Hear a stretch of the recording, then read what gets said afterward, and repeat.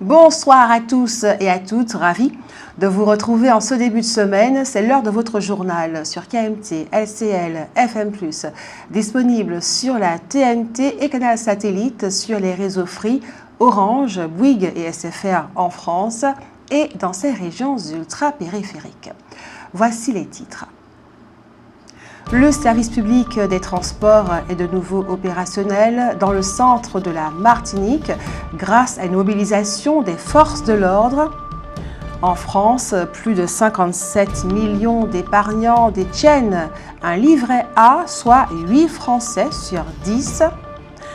Dans votre avis compte cette semaine, pensez-vous que la Martinique est actuellement à un moment historique, c'est-à-dire particulièrement important de son histoire? Vos réactions dans un instant.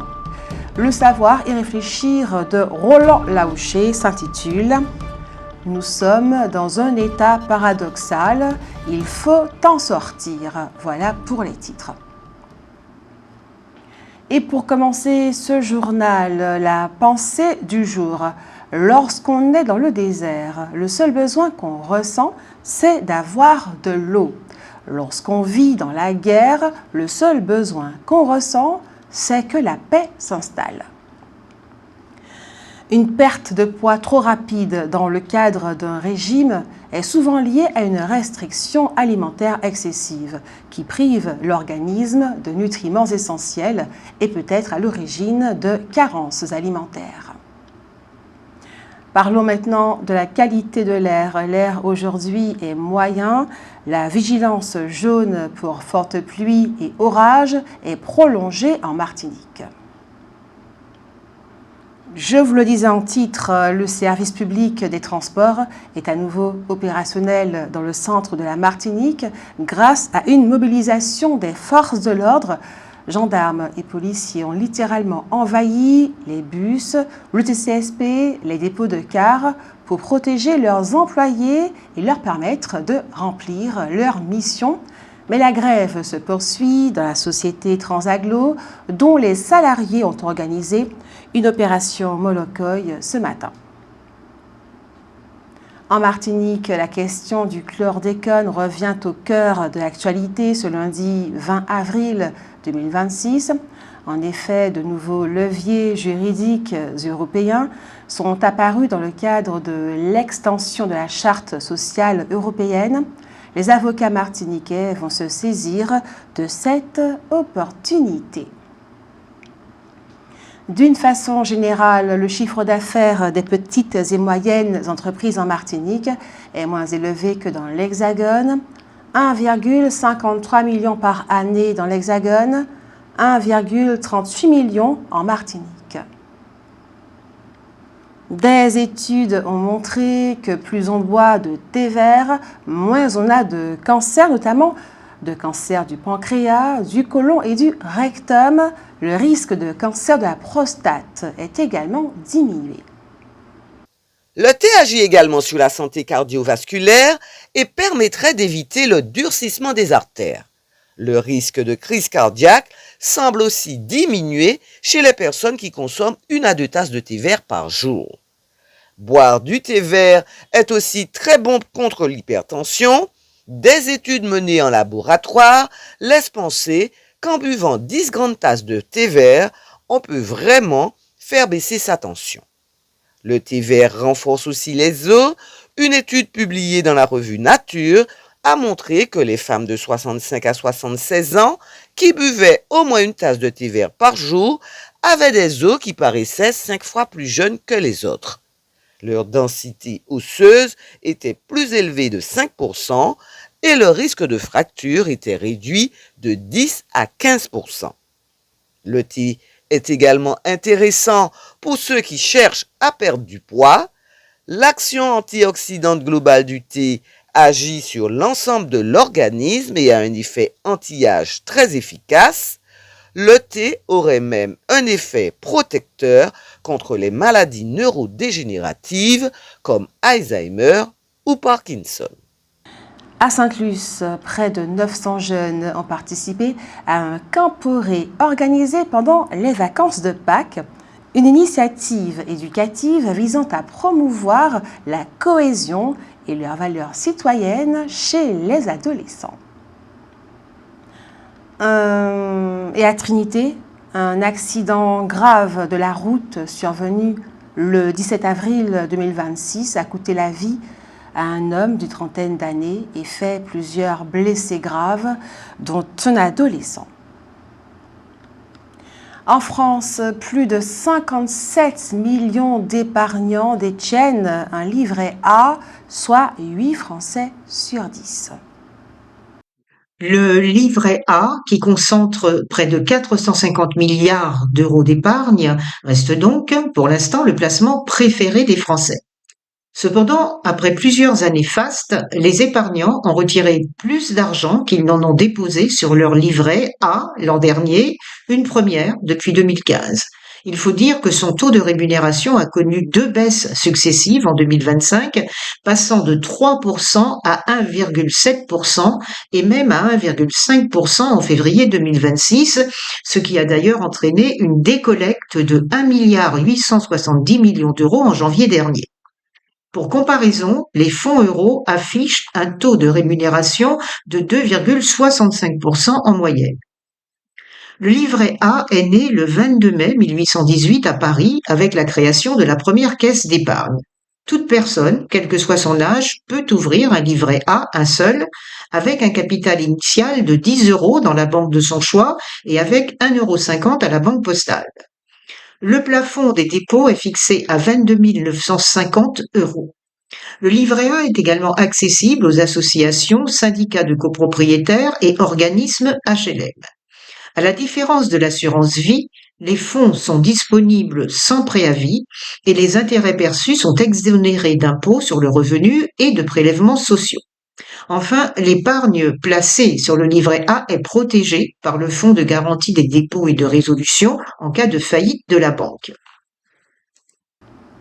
Au Lorrain, un homme de 26 ans a été placé en détention provisoire pour tentative de meurtre après une agression à l'arme blanche survenue le 13 avril, une affaire désormais entre les mains de la justice. La Martinique a franchi une étape importante dans la validation par le Parlement européen de son adhésion comme membre associé à la CARICOM. Rappelons cependant que les membres associés ne participent pas aux prises de décision. On ne sait pas combien d'argent coûte cette adhésion à la Martinique. Ces avantages font du livret A le support privilégié pour l'épargne de précaution des ménages. Les placements sur le livret A sont rassurants, notamment pour les épargnants qui n'aiment pas le risque, même si en contrepartie de cette sécurité, son rendement n'est pas très élevé. Son taux d'intérêt plancher nominal fixé par l'État est de 0,5%. À certaines périodes, le rendement réel est même négatif lorsque le taux d'inflation est supérieur à son taux d'intérêt nominal. Ce fut le cas notamment lors de la période post-Covid. Il faut savoir que le livret A joue un rôle économique et social important. La plus grande partie de l'argent déposé permet à la Caisse des dépôts d'accorder des prêts pour la construction et la réhabilitation de logements sociaux, de résidences étudiantes ou d'EHPAD. Une autre partie permet aux banques de financer les petites et moyennes entreprises, les PME, la transition énergétique et l'économie sociale et solidaire. Parce qu'il leur reproche de ne pas respecter le pluralisme, Jean-François Bonnol, le maire de Rivière-Pilote, a expulsé RLDM, la radio du Mine, créée en 1986 par Alfred Marie-Jeanne. Des locaux que la mairie mettait à sa disposition, RLDM a promis de reprendre rapidement ses émissions. Les grands laboratoires français veulent que les médicaments fabriqués en France bénéficient d'un traitement préférentiel. L'objectif, enrayer le déclin de l'industrie pharmaceutique nationale. Depuis 15 ans, la France a perdu du terrain. Elle est passée du rang de premier producteur de médicaments en Europe à la 5e place et de premier pays européen en recherche et développement pharmaceutique à la 3e. Entre 2020 et 2025, seulement 9% des médicaments innovants approuvés par l'Agence européenne du médicament étaient produits en France contre 24% en Allemagne, ce que les industriels jugent préoccupant pour la souveraineté sanitaire. 7 laboratoires français, parmi lesquels Sanofi, ont quitté le principal syndicat du secteur pour créer un nouveau lobby, Initiative Pharma, dédié à la défense des médicaments Made in France. Ils estiment que contrairement à la Chine, aux États-Unis ou à des voisins comme l'Espagne, l'Allemagne ou l'Italie, la France offre peu d'avantages spécifiques aux entreprises qui conçoivent et produisent sur son sol. Leur revendication centrale est d'introduire des critères de souveraineté à chaque étape des décisions publiques sur le médicament. Concrètement, ils demandent qu'un médicament innovant fabriqué en France soit examiné en priorité par la Haute Autorité de Santé, bénéficie d'un prix de vente plus élevé et soit avantagé dans les appels d'offres publiques. Ils souhaitent aussi une fiscalité plus clémente pour les laboratoires qui investissent et produisent en France, ainsi qu'une enveloppe budgétaire spécifique pour ces médicaments dans le budget de la sécurité sociale à partir de 2027. Selon ces acteurs, la crise du Covid a montré les risques d'une dépendance excessive aux importations, avec des pénuries de médicaments essentiels, de masques ou d'anesthésiques. Ils défendent donc l'idée que dans un contexte géopolitique tendu, relocaliser la recherche et la production de médicaments n'est pas seulement un enjeu industriel, mais un choix stratégique pour la sécurité sanitaire du pays. La charte sociale européenne va désormais s'appliquer dans les Outre-mer. De ce fait, il est possible de saisir de nouveau les juridictions dans l'affaire du chlordécone. Les victimes de ce pesticide qui avait été débouté par le tribunal précédent ont déjà décidé de s'emparer de cette nouvelle voie de recours. Les étudiants qui se forment au métier d'éducateur ont l'impression d'être considérés comme des étudiants de seconde zone. C'est ce qui explique peut-être, selon eux, qu'ils reçoivent leur bourse plus tard que tous les autres. Impossible, affirme-t-il, de régler ce problème parce que le Crous et la CTM se renvoient la balle. Personne n'assume donc la responsabilité de ce retard. Le 16 avril, le collectif Chiens et Chats Martinique a organisé, avec l'aide de la municipalité fouillalaise, une journée consacrée à la maltraitance animale, malheureusement beaucoup trop courante. Le collectif Chiens et Chats Martinique regroupe 10 associations de protection des animaux domestiques. Et c'est à la mairie de Fort-de-France qu'il a organisé une journée de formation sur la gestion opérationnelle de la maltraitance animale. Une première en Martinique et les participants sont venus nombreux. La journée était répartie en 2 sessions. Celle du matin concernait les professionnels qui peuvent avoir à intervenir en cas de maltraitance, vétérinaires, élus et tous ceux qui sont chargés de faire appliquer lois et règlements, magistrats, gendarmes, policiers nationaux et policiers municipaux. Ces derniers se trouvent en effet en première ligne sur ce front puisque la lutte contre la divagation et la maltraitance des animaux relève de la responsabilité des communes. La session de l'après-midi était réservée à tous ceux, associations et bénévoles actifs, qui s'efforcent de mettre les animaux en sécurité et de les soigner. Eux aussi se doivent de mieux connaître les lois afin de contribuer à leur application. Il s'agissait également de trouver des solutions collectives et communes et de prendre connaissance des moyens et dispositifs existants permettant une meilleure prise en charge des animaux, d'autant que les acteurs qui interviennent dans ce domaine sont souvent très démunis. Ainsi, le dispositif Chat Libre, alimenté par les dons de diverses fondations, finance la stérilisation, principal moyen d'éviter l'errance des animaux domestiques. Il existe même des aides européennes. Mais en Martinique, fort peu de communes sollicitent ces soutiens financiers, notamment à cause d'un déficit d'information. Notons que le collectif Chiens et Chats Martinique possède un refuge RSP, c'est-à-dire reconnu d'utilité publique, le seul de l'île, auquel ont recours 2 associations, dont une qui accueille les chiens fers, race spécifique à la Martinique. Trop d'euthanasie sont pratiquées à la Fourrière par manque de solutions d'accueil. L'île a un grand besoin de refuges d'urgence. Elle a aussi besoin de personnel dans ce domaine et de moyens matériels, des lecteurs de puces notamment, pour identifier les propriétaires éventuels des animaux et les placer face à leurs responsabilités. Ils encourent des amendes, voire des peines de prison pour maltraitance animale. Ils doivent aussi être formés et informés pour éviter la récidive. L'ensemble de la population a un rôle à jouer en appelant par exemple le 17 lorsqu'on constate qu'un voisin maltraite son animal. Depuis 2021, les animaux sont en effet considérés par la loi comme des êtres sensibles. Or, beaucoup d'entre eux sont touchés par la maltraitance familiale, ce qui, au passage, traumatise profondément et durablement les enfants qui en sont témoins. On n'achète pas non plus un chien sur un coup de tête pour l'abandonner ensuite. Notons d'ailleurs que des cycles de formation à l'éthique animale sont prévus dans le système scolaire dès l'école primaire.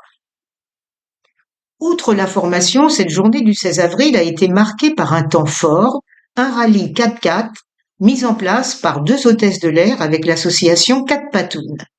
Elles ont décidé de coupler 2 causes, la prévention du cancer, elles délivrent des informations à ce sujet au sein des avions, et la maltraitance animale.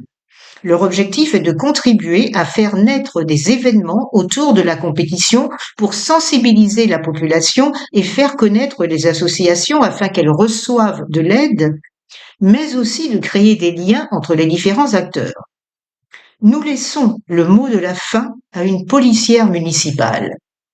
Il faudrait que les gens aient conscience que les animaux font partie de la vie et qu'il faut respecter la vie. Les jeunes et les adultes en reconversion professionnelle pourront se rencontrer mercredi, le 22 avril, à l'occasion d'un forum organisé par l'Espace Sud à Rivière-Salée. Sur le front économique, la vie chère reste un sujet brûlant alors que le dirigeant du groupe GBH a défendu la transparence de son entreprise devant une commission sénatoriale enquêtant sur les marges de la grande distribution en Outre-mer. Et vous avez sans plus attendre la parole. C'est l'heure de votre avis compte. Pensez-vous que la Martinique est actuellement à un moment historique, c'est-à-dire particulièrement important de son histoire? Nous vous écoutons.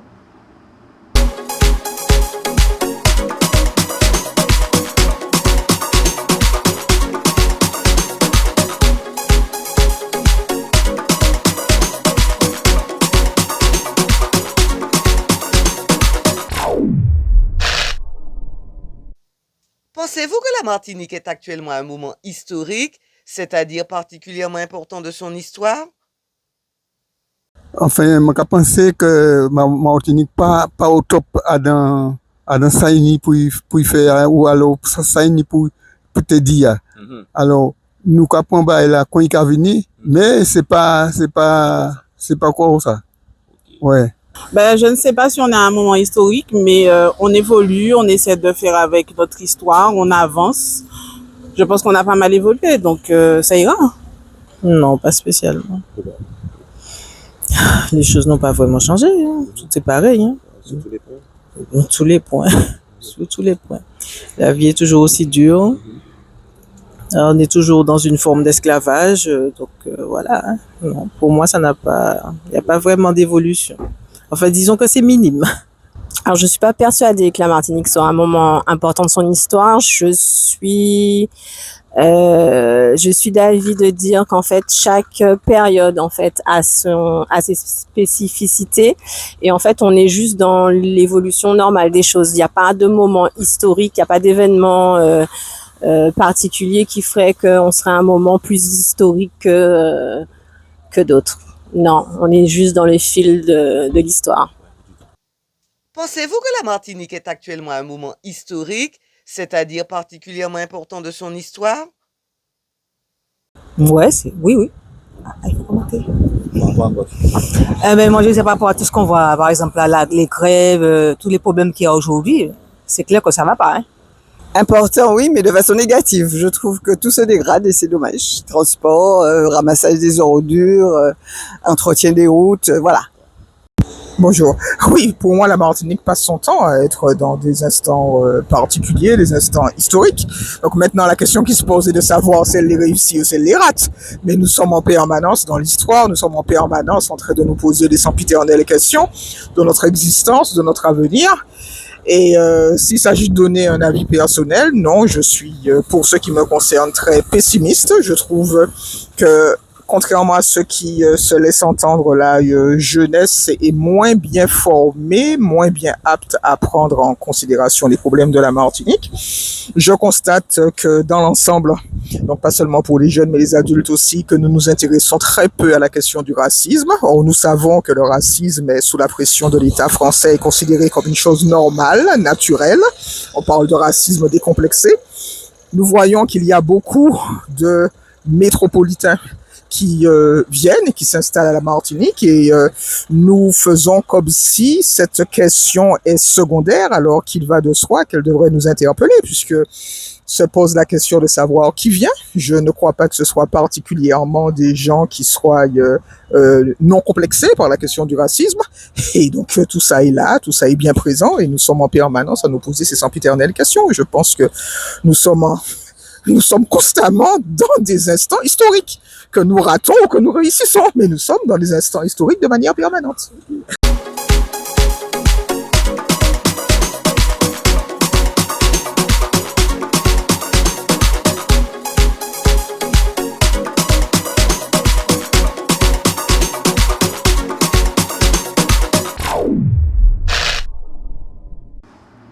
Un grand merci à ceux et celles qui ont répondu à notre question ce soir. Retrouvons le savoir et réfléchir de Roland Laouché, notre état paradoxal.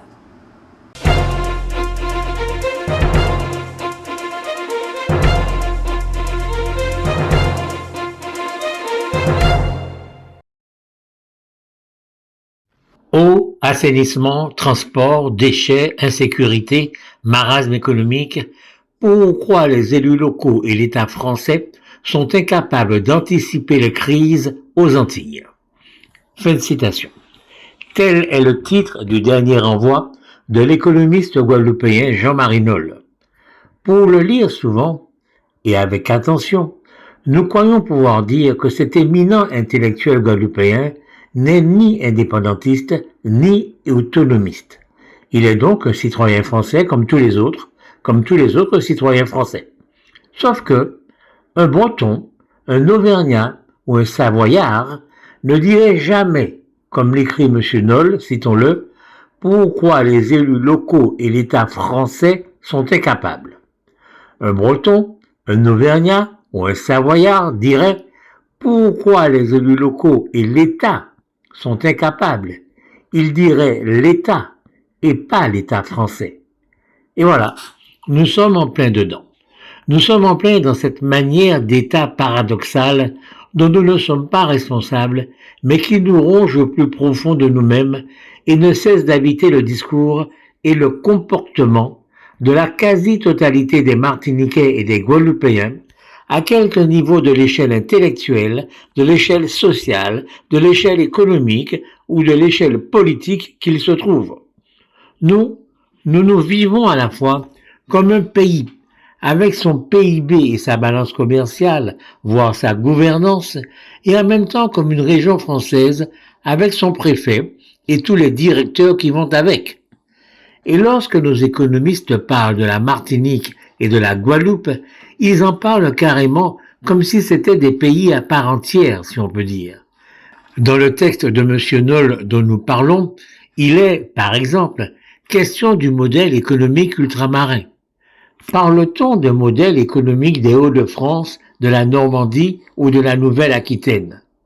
Un autre exemple nous est sans doute donné par le drapeau rouge-vert-noir.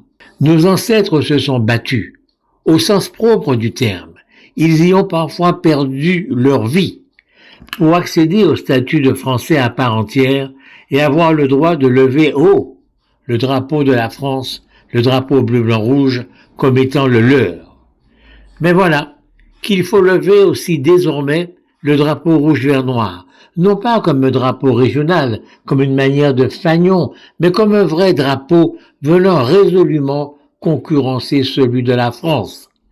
Celui de la France qui n'apparaîtra même pas lorsqu'il faudra célébrer nos victoires, dans les compétitions sportives notamment. Notre ambivalence, notre état paradoxal, on le voit bien, a largement de quoi s'approvisionner, d'autant que nous le cultivons avec soin. Alors qu'il provoque en réalité un mal-être, presque une maladie, dont il faut se soigner et guérir, comme de toutes les maladies. En attendant, il n'est pas surprenant que notre parcours soit parsemé d'échecs, comme le constate avec tristesse Jean-Marie Noll. Des échecs dans la gestion de l'eau et de l'assainissement, du transport et des travaux publics et du bâtiment, et il y en a bien d'autres, comme notre incapacité à retenir ou à faire revenir chez elle notre jeunesse une fois qu'elle a rencontré un autre monde. Mais alors, comment avoir une chance de répondre de façon pertinente à la problématique essentielle que pose M. Jean-Marie Noll? Écoutons-le. Plus que jamais, la question n'est plus de savoir si les crises étaient prévisibles, mais pourquoi elles n'ont pas été suffisamment prises en compte à temps, et surtout si les leçons seront enfin tirées pour éviter que l'histoire ne se répète encore et toujours à l'occasion de la disruption prévisible du tissu économique de la Guadeloupe et de la Martinique avec l'irruption brutale de l'intelligence artificielle. Fin de citation. Et voilà, nous y voilà, l'intelligence artificielle. Nous y reviendrons si vous le voulez bien.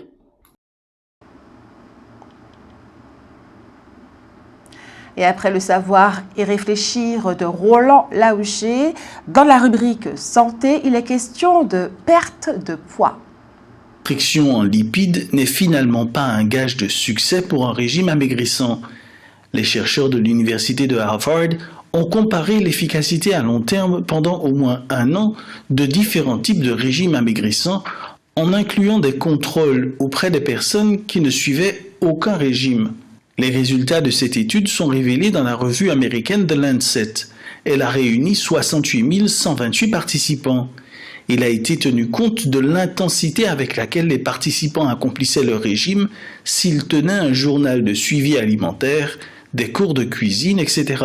Les résultats ont prouvé que la perte de poids moyenne à l'issue des régimes allégés en lipides, c'est-à-dire en gras, était rigoureusement la même que celle découlant de régimes à teneur plus élevée en matière grasse. Seules les personnes contrôlées qui ne suivaient aucun régime affichaient une perte de poids moins importante. À l'inverse, les régimes à faible teneur en glucides ont conduit à une perte de poids supérieure. Deirdre Tobias, auteur de l'étude, conclut donc qu'aucune donnée scientifique ne justifie les régimes hypolipidiques comme stratégie optimale de perte de poids à long terme. Au contraire, il est nécessaire de continuer à rechercher les meilleures stratégies de perte de poids sur le long terme qui vont au-delà de la composition en macronutriments. Voilà, c'est la fin de ce journal. Merci à vous de l'avoir suivi. Merci de votre fidélité. Ce journal a été réalisé avec la participation de Jordan Adélaïde, Jean-Michel Césaire, Jenny Georges, Alain Jean-Paul, Daniel Jazz, Sarah Verne, Hugues Blandy, Marie-Josée Joseph, Simao Laouché et Roland Laouché. Il est diffusé à 18h30, 20h, 22h et demain 6h25. Il est également disponible en multidiffusion sur la TNT et Canal Satellite sur les réseaux Free, Orange, SFR et Bouygues en France. Vous pouvez revoir votre journal sur notre site kmttelevision.fr. Je vous souhaite une agréable soirée. À demain et que Dieu garde la Martinique.